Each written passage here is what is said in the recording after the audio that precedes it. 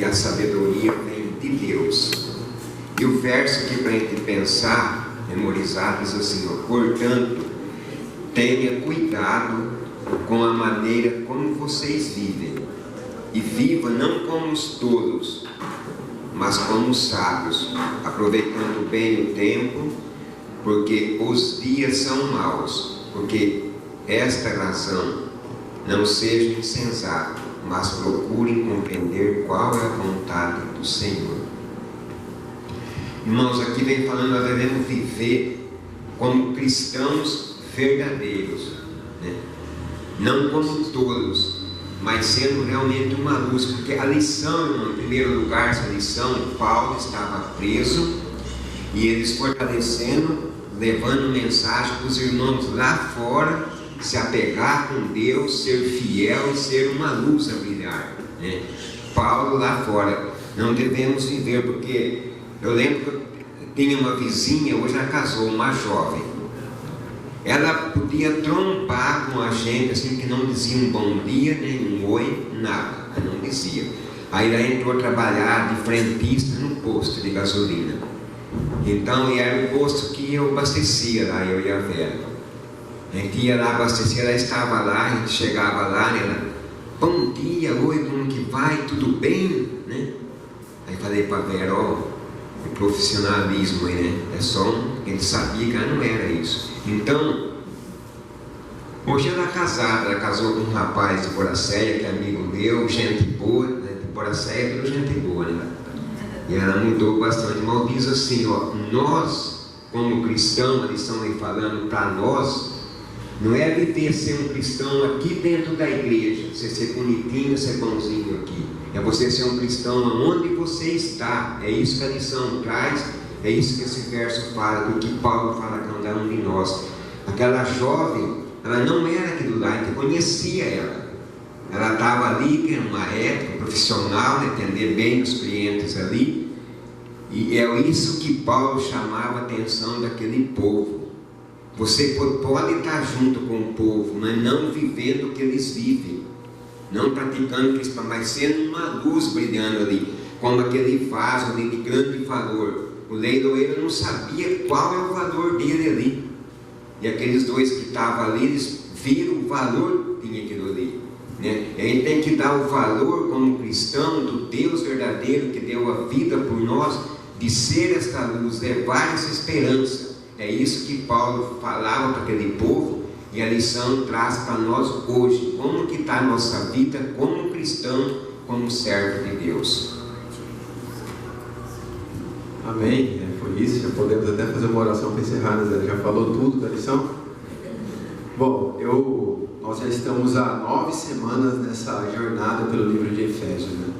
E não sei se você percebeu, mas a cada semana nós estamos estudando de uma forma progressiva cada um dos trechos dessa carta, que é uma carta relativamente curta, com somente 6 capítulos, mas que ela é muito relevante para a nossa vida hoje como cristãos. Como o Zé disse aqui, nós precisamos entender o que Paulo escreveu, mas não só entender, precisamos aplicar isso para a nossa vida hoje. Nós não devemos ser cristãos somente aqui dentro da igreja. Nosso compromisso de ser cristãos é em todos os momentos da nossa vida. E nós estamos agora na semana 9, começando o capítulo número 5 de Efésios.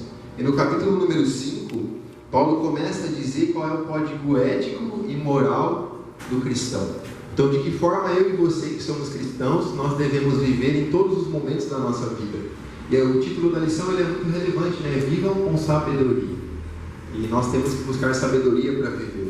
Nós vamos, no decorrer da lição, ir estudando os versos, do verso 1 até o verso 20 desse capítulo 5 de Efésios. Então eu vou pedir que você deixe a sua Bíblia aberta aí em Efésios no capítulo 5, no verso 1 ao verso 20, e nós vamos lendo e estudando e entendendo de forma prática o que Paulo quer nos mostrar com esses versos aqui. E também fique à vontade de participar com a gente, em complementar, em explanar a sua ideia, e junto nós vamos avançando no entendimento dessa carta tão importante. Eu gostaria de pedir para alguém ler para nós o verso 1 e o verso 2 do capítulo 5, por favor. Portanto, sejam imitadores imitadores de Deus como filhos amados, e vivam em amor como também Cristo nos amou e se entregou por nós como oferta e sacrifício de aroma agradável a Deus. Obrigado, João.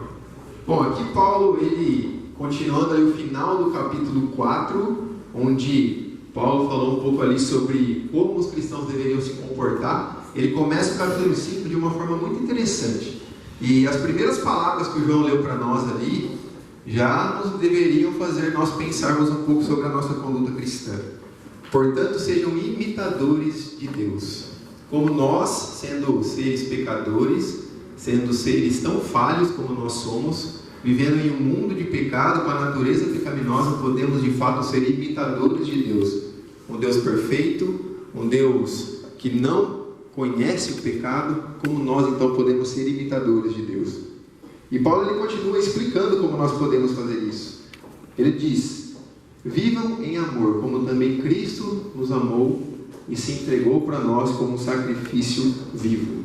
Então, para de fato nós, mesmo sendo pecadores, tentarmos experimentar ou tentarmos ser imitadores de Deus, nós temos que viver em amor, e viver o mesmo amor que Cristo teve por nós. Nós temos que viver esse amor por Cristo e também, como Paulo já disse nessa carta de Efésios, amor uns pelos outros, vivendo em unidade, vivendo todos juntos, caminhando para o mesmo propósito. Então, como que Cristo venceu essas batalhas, irmãos, aqui? Ele nasceu vivendo em oração e morreu vivendo em oração, a comunhão com o Pai. Como nós conseguimos viver, como o Vinícius disse aqui, com amor, andar com Deus, é ter, irmãos, comunhão com Deus. A nossa vida tem que ser entregue a Deus, não só aqui na igreja, na nossa vida, em casa, no trabalho, é ter a nossa comunhão diária com Deus, porque a nossa natureza é sempre a tendência de fazer o mal, é sempre sair do outro lado, é sempre juntar uma turminha e a gente acaba sentando na motivação deles e esquece de brilhar de um Deus que nós conhecemos.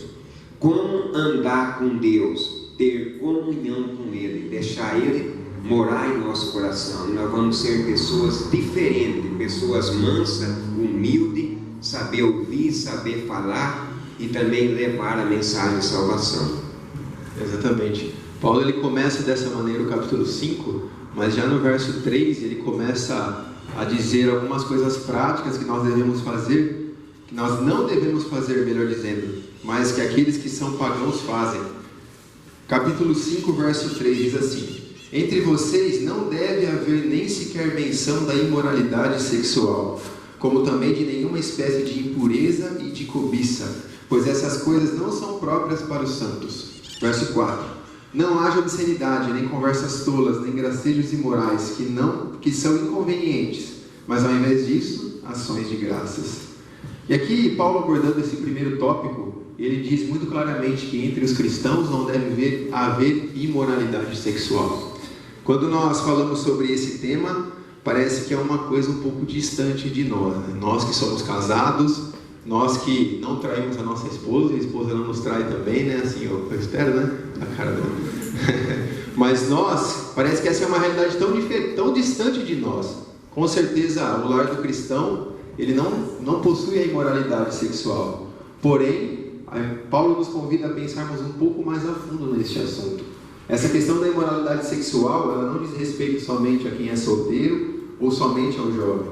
Paulo diz que não deve haver entre nós nenhuma palavra tola, nenhuma menção à imoralidade sexual. Nada que não seja impróprio do Evangelho deve sair da nossa boca.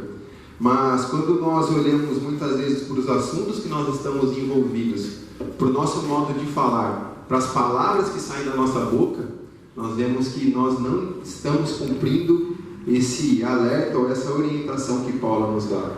A imoralidade sexual deve ser entendida por nós com base em todas as coisas que nós estamos olhando, com as coisas que nós vemos ali nas redes sociais, com as fotos que nós estamos curtindo muitas vezes, com as coisas que nós assistimos, com os temas pelos quais nós estamos nos envolvendo, e tudo isso deve ser feito ou analisado por nós, né, de maneira prática, para ver se nós não estamos correndo o risco de estarmos cada vez mais inclinados a praticar isso que Paulo está dizendo que os cristãos não devem praticar. Ao invés disso, nós devemos dar ação de graças.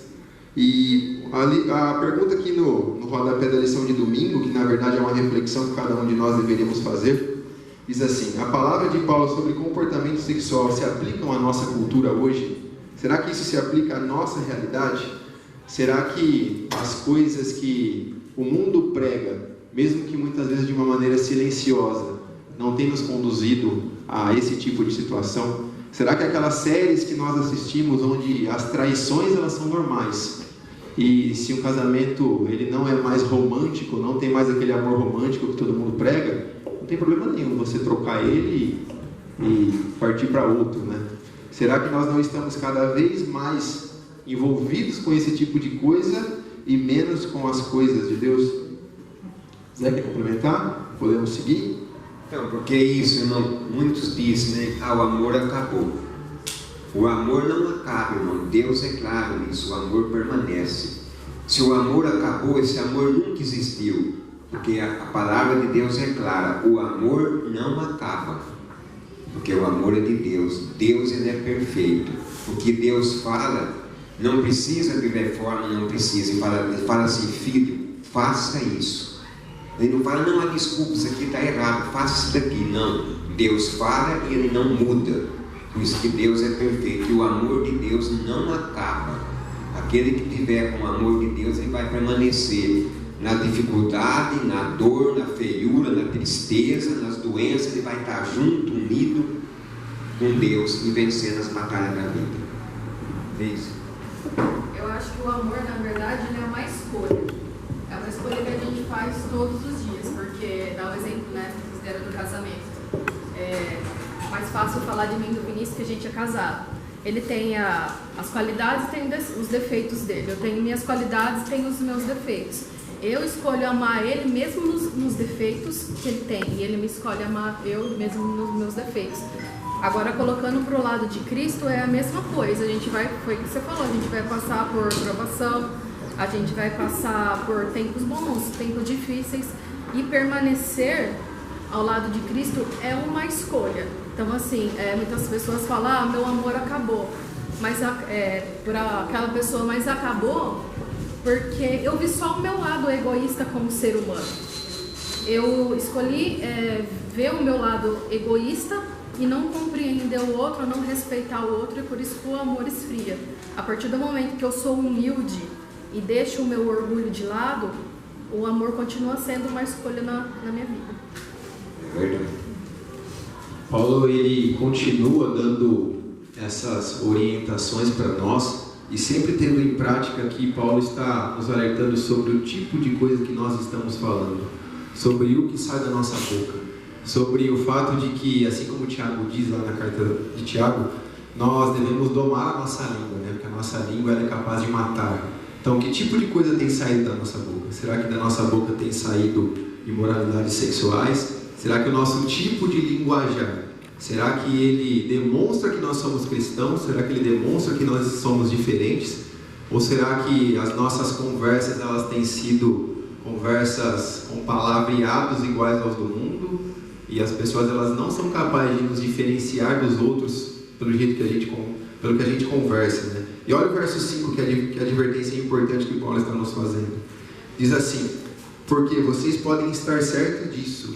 Nenhum imoral, ou impuro, ou ganancioso que é idólatra tem herança no reino de Cristo e de Deus.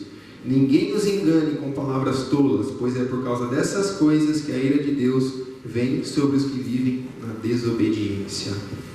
Então aqui Paulo está sendo muito claro para nós, né? A partir do momento em que nós vivemos nessas práticas, tendo a imoralidade em nosso meio, sem nos arrependermos, sem nos desviarmos dos nossos maus caminhos, nós não seremos herdeiros do reino de Deus. Isso quem está dizendo não sou eu, não é o Zé, não é a igreja, é a própria palavra de Deus.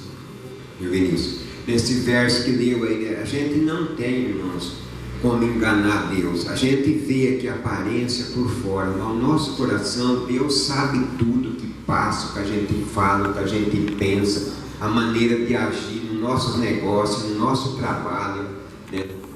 Deus sabe disso, não tem como a gente enganar Deus. Eu sempre falo isso, quando eu dobro o meu joelho, eu falo para Deus, ó, o Senhor sabe quem eu sou. Não adianta eu querer aqui se enganar Deus, que não tem, porque Ele conhece a nossa vida passo a passo. Lá em Jó 34, 21 fala que Deus sabe quantos passos nós damos durante o dia. Então Ele é um Deus perfeito, e vale a pena, irmão, servir a Ele, porque no mundo difícil que a gente vive, dificuldades, problemas, luta, a nossa esperança está nesse Deus. Quantas pessoas doentes mesmo. Hoje mesmo eu vou levar a Santa Ceia para 8 pessoas, tudo doente, que não tem condição de vir na igreja. Quer vir, mas não tem condição. Nós devemos levar essa esperança, essa luz, visitar, dar força para essas pessoas. É que fala aqui, ó, nós não devemos ser todos palavras vazias, mas sim verdadeiros cristãos. O Paloma. Numa mesma fonte não pode sair água doce e água amarga. Só isso. É isso mesmo, Paloma. E é interessante que até aqui o verso 6, Paulo ele está usando uma estrutura que ele usa ao longo da carta de Efésios, onde ele mostra um aspecto negativo, um aspecto que não faz parte da vida do cristão, um aspecto das atitudes que são atitudes daqueles que ainda não receberam a luz da verdade. Mas agora, a partir do verso 7, Paulo nos mostra o que de fato nós devemos fazer como cristãos. Eu gostaria de pedir para alguém ler para nós, por favor, do verso 7 ao verso 10. Portanto, não sejais seus companheiros, porque no outro tempo erais trevas, mas agora sois luz no Senhor. Andai como filhos da luz, porque o fruto do Espírito está em toda bondade e justiça e verdade, aprovando o que é agradável ao Senhor. Obrigado, Zé. Aqui o primeiro verso, o verso 7, né, já é algo que nós deveríamos refletir também.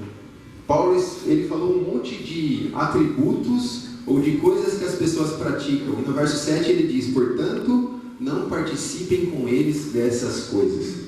E aqui nós precisamos entender que, de fato, nós que somos cristãos, o nosso chamado é para não sermos como as pessoas do mundo. E nós precisamos refletir em algumas coisas que, sempre que alguma coisa, algum assunto, algum filme, alguma música vira moda entre o mundo, nós precisamos refletir se de fato isso faz parte da essência do cristão. Quando todo mundo está falando de um filme, quando todo mundo está tirando foto a respeito de um filme, quando todo mundo está se vestindo como um filme, a nossa reflexão deve ser, será que esse filme é para mim? Quando todo mundo está cantando sobre uma música que está estourada, nós devemos parar para pensar, analisar a letra da música, será que essa música é uma música para o cristão? E no verso 8 e no verso 9, Paulo diz que nós estávamos nas trevas, mas agora nós somos luz. E isso, como nós conversamos na classe na semana passada, isso não diz respeito somente ao momento em que nós fomos batizados, que nós saímos da velha vida e nos tornamos novas criaturas. O fato de nós estarmos nas trevas e agora nós somos luz, significa que todo momento onde nós erramos e de coração arrependido,